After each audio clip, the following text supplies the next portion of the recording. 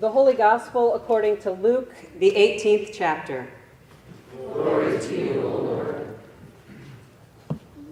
Then Jesus told them a parable about their need to pray always and not to lose heart. He said, in a certain city there was a judge who neither feared God nor had respect for people. In that city there was a widow who kept coming to him and saying, "Grant me justice against my opponent." For a while he refused, but later he said to himself, "Though I have no fear of God and no respect for anyone, yet because this widow keeps bothering me, I will grant her justice so she will not wear me out by continually coming." And the Lord said, "Listen to what the unjust judge says. And will not God grant justice to his chosen ones who cry to him day and night? Will he delay long in helping them? I tell you, he will quickly grant justice to them. And yet when the Son of Man comes, will he find faith on earth?" The Gospel of the Lord. Praise to you, O Christ. I invite you to be seated. And thank you for having me here. I've had a great weekend with many of you already. And I have to say, I've served in several congregations in places across the country and several places in the Army across the country and the world. So I've preached from all different types of locations, like the backs of trucks and in the desert and in tents, but I have never been up this high before. So I feel a little out of sorts.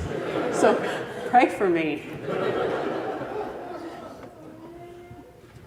I also think it was funny when we got these stickers, all of the kids put them on their mouths. And this is like the one Sunday where the lesson is cry out and they're covering their mouths.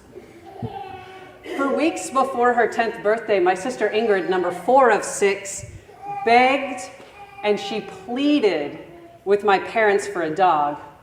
And though my parents are two of the most generous people who I know, they had to draw their line somewhere. They already had 6 kids, 2 dogs, an in-home daycare center, and usually 3 or 4 other people just sort of hanging around as semi-permanent fixtures. So when Ingrid's birthday arrived, my parents warned her, "Be ready, because no, you're not getting that dog." But she still had hope that they might surprise her. She had a great party, all of her friends came. She had great food. And at the end of the day, when my mom was cleaning up, she said, "Well, how was your birthday?" And she said, "Well, you know, I appreciate all of my gifts and I appreciate what you did for me, but really the only thing I wanted was a dog. And I had hoped that you might surprise me. I guess I hoped wrong." My mom was exhausted and annoyed, and she said, "Well, why don't you just go to bed right now and pray for a dog?" Well, not an hour later, my sister Ingrid looks out her bedroom window and she sees this little collarless Cocker Spaniel wandering around our yard. And she went outside to snatch him up and bring him inside. The next day, we discovered that the dog was actually an escaped dog of an older neighbor couple who we hadn't met. And when they came to retrieve him, as they had intended to do, and heard the story, they said, "Why don't you just keep the dog?" Ingrid's prayers were answered just as she had planned them to be answered. Her hope beyond hope finally fulfilled, and my mom's persistent prayers were just beginning.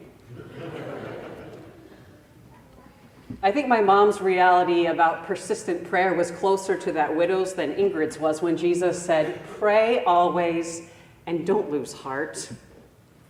I imagine some of us may have experienced prayer like my sister Ingrid did. I never have, but the rest of us probably experience it more like the widow who keeps coming and crying out to a system that's stacked against her. She's a widow. She has no rights. She has no voice. She apparently doesn't have anyone to plead for her. And some of us may feel similar to her too, she who cries out, "Grant me justice."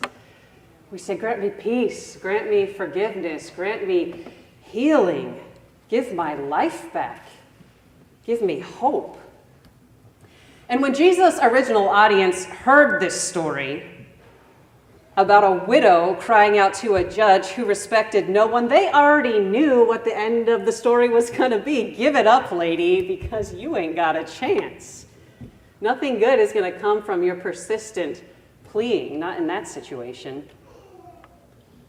Although the time and the situation was different, 5 years ago, almost to this day, it was in October, I met a young man in solitary confinement. I was serving in a prison, and he, like this widow, was persistently crying out for justice to a system that was stacked against him and stacked against people who had even less of a voice than he had.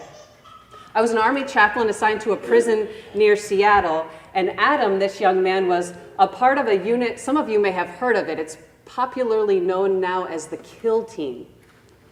And members of this 5th Brigade, 2nd Infantry Division had committed some very, very serious and heinous war crimes in Afghanistan, including killing innocent children who were working in their fields for their families.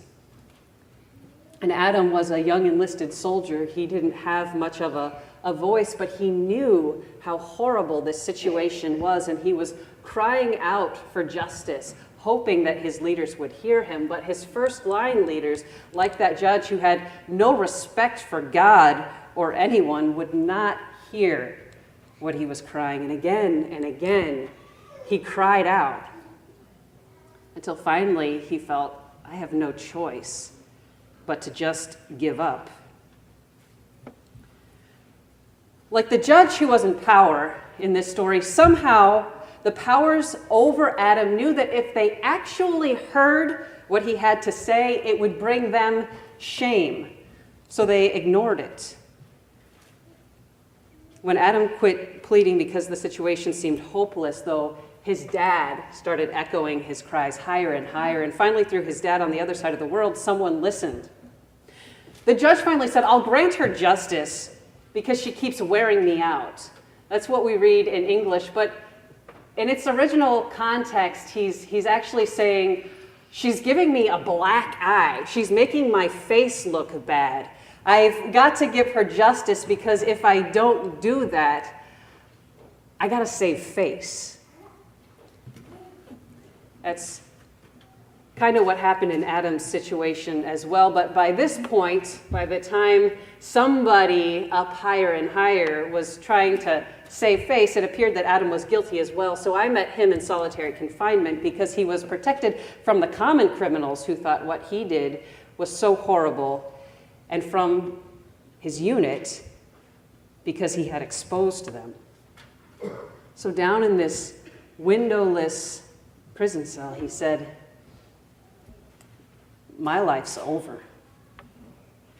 I've been through the darkest time, but even as I sit here in this cell, I'm free. Pleading the truth got me here, and it doesn't seem fair, but even if I stay here for the rest of my life, I know that I am freer than I've been in a long time. Because the truth will set us free, and it already has for me. I might be here forever, I don't know. But someone finally heard me, even if it was through somebody else's voice, like my dad, who was pleading for me, and I thank God. To hear this 19-year-old thank God for finally hearing his cries, with the consequences of him being in prison, just blew my mind. Different people and different situations, but Adam and the widow were very similar. They didn't have a future. For a while, they had no one to speak for them. It was ridiculous to even think that anyone would listen. They might as well just quit. But these people show us through their hopeless stories that Jesus shows up and God's justice appears even when we face the most awful situations, the most awful people, the most awful principalities, the most awful powers. I left the prison before Adam's trial, but I've heard now that he's home and he's trying to put his life back together again. And he reminds me that even though sometimes we think our life is over, God can build us back together after we think hope is lost. And whether we know it or not, that's why each one of us is here today. Every Sunday we gather around to hear the story of one whose life was over. Any hope for a future that his followers had died because his life didn't end up as they expected it to end. And after they had given up, weeping in a garden, hiding behind locked doors, or trying to get their lives back together as they once were, Jesus showed up for them. For some people, he spoke their name. For other people, he touched them. For other people, he reminded them of their past and gave them a future, like with Peter, feed my sheep, feed my lambs, tend my sheep. For others, he broke bread, and they recognized him. And although it wasn't what they expected, this broken body and risen Lord was enough to build them back together, to give hope for the hopeless. I saw this happening in the prison when people who had no future at church would distribute tiny bits of bread to each other, enemies becoming friends, lives being built back together. We get to see it every Sunday as he feeds us from this table. Do this in remembrance of me, not only to remember the story, but to remember the body of Christ. Put it back together so that we can continue feeding the world.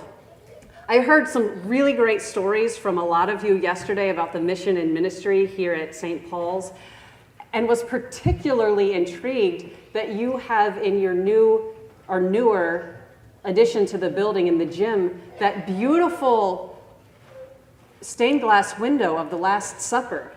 I've never seen a church that has a stained glass window in their gym. So I was asking people about the story. I know.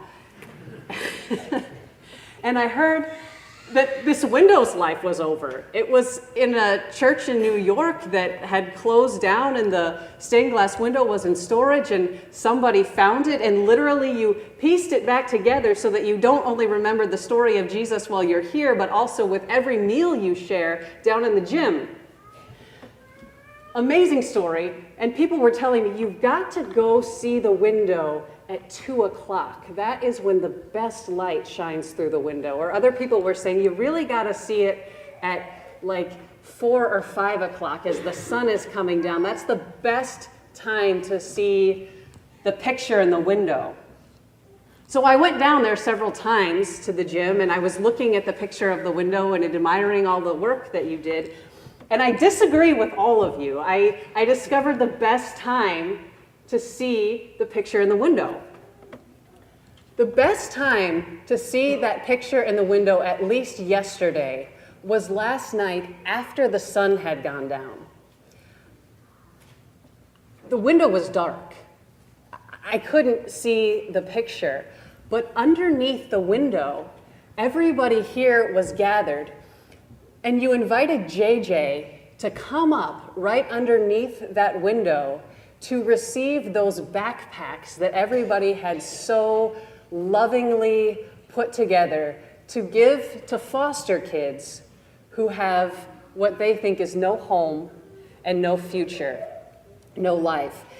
And JJ received those backpacks, and she said, "Thank you for doing this, because if we don't speak out for these children, nobody will."